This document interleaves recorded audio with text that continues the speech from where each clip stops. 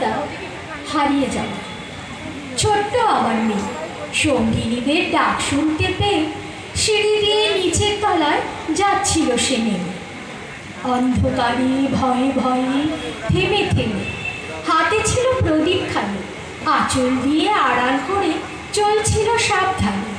আমি ছিলাম ছাদে, তারায় ভরা চৈত্র মাসের রাতে।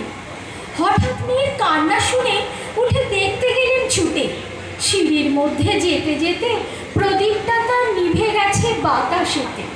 সুধাই তারে, কি হয়েছে বামি? সে কেঁদে কয় নিচের থেকে, হারিয়ে গেছি আমি। তারায় ভরা চৈত্র মাসের রাতে ফিরে গিয়ে ছাতে মনে হলো আকাশ পানে চেয়ে আমার বামির মতোই যেন অমনিকে এক মেয়ে।